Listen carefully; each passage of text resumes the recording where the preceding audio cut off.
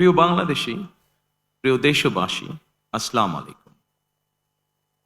দেশের স্বাধীনতা প্রিয় গণতন্ত্র প্রিয় জনগণ আবারও বিএনপিকে বিজয়ী করেছে। আলহামদুলিল্লাহ। এ বিজয়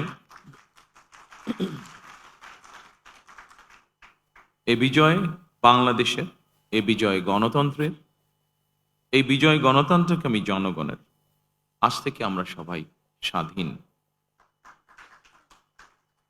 আমি দেশের সকল জনগণকে জানাই আন্তরিক অভিনন্দন। সকল প্রতিবন্ধকতা মোকাবেলা করে আমরা দেশের গণতন্ত্র প্রতিষ্ঠার পথ সুগম করেছে। ফ্যাসিবাদের রেখে যাওয়া ভঙ্গুর অর্থনীতি, অকার্যকর করে দেওয়া সাংবিধানিক এবং বিধিবদ্ধ প্রতিষ্ঠান এবং দুর্বল আইন শৃঙ্খলা পরিস্থিতি, এমন একটি পরিস্থিতির মধ্যে দিয়ে আমরা যাত্রা শুরু করতে যাচ্ছি।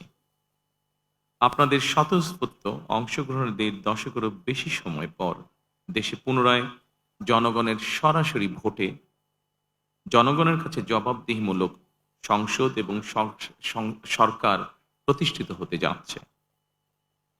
আর কোনো অপশক্তি যাতে দেশে ফ্যাসিবাদ কায়েম করতে না পারে, দেশকে তাবেদার রাষ্ট্রে পরিণত করতে না পারে, এজন্য আমরা সকলে ইনশাআল্লাহ ঐক্যবদ্ধ থাকব এবং থাকতে হবে।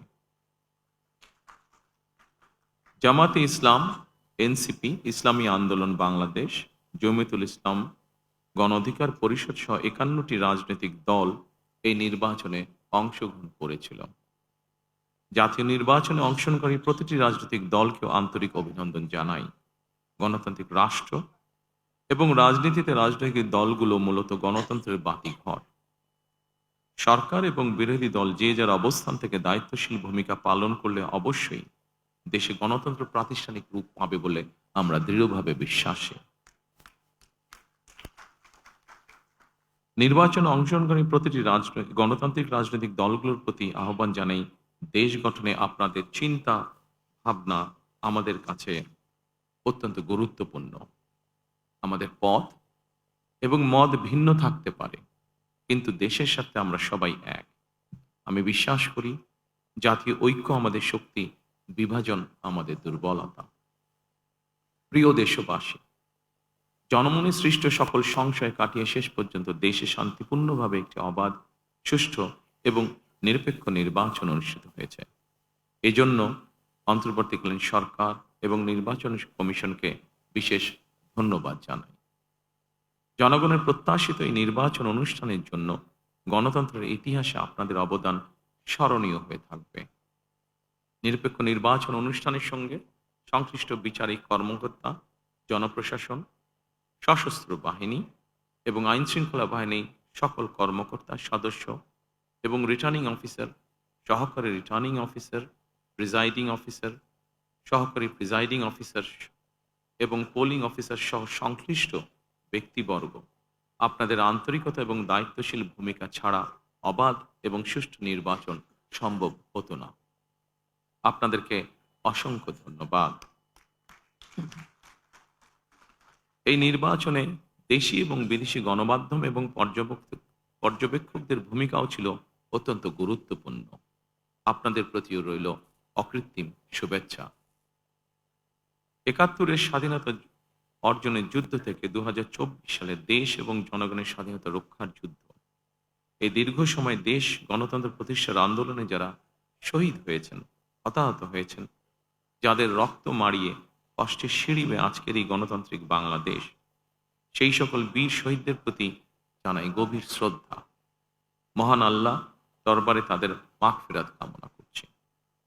যারা মানুষের গণ অধিকার প্রতিষ্ঠার সংগ্রামে প্রাণ দিয়েছেন, হতাহত হয়েছেন, দেশের গণতান্ত্রিকামী জনগণ আপনাদের ভূমিকাকে গভীর শ্রদ্ধার সঙ্গে স্মরণ করবে ইনশাআল্লাহ। প্রিয় দেশবাসী, জনগণের রায় পেলে বিএনপি রাষ্ট্র মেরামতের রূপরেখা উপস্থাপন করেছিল।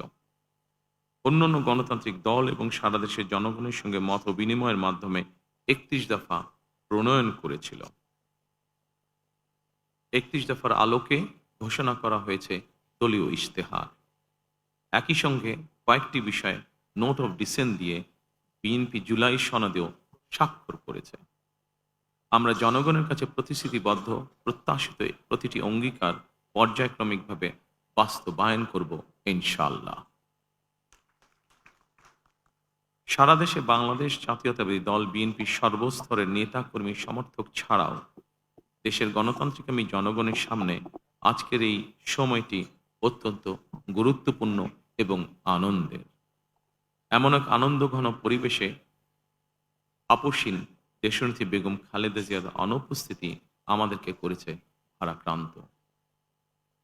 রাষ্ট্র ও রাজনীতিতে জনগণের অধিকার প্রতিষ্ঠার এমন একটি গণতান্ত্রিক সময়ের প্রত্যাশায় তিনি ফ্যাসিবাদের বিরুদ্ধে আপোষহীন লড়াই করেছিলেন। স্বৈরাচার কিংবা ফ্যাসিবাদের সঙ্গে কখনো আপোষ করেননি। দেশ এবং জনগণের স্বার্থের প্রশ্নে বরাবরই তিনি ছিলেন অটল, অবিচল। আমরা আল্লাহর দরবারে মরহুমা খালেদা জিয়ার মাগফিরাত কামনা করছি। প্রিয় দেশবাসী, স্বাধীনতার ঘোষকের প্রতিষ্ঠিত বাংলাদেশ জাতীয়তাবাদী দল বিএনপিকে দেশের জনগণ আবারও রাষ্ট্র পরিচালনার ম্যান্ডেট দিয়েছেন।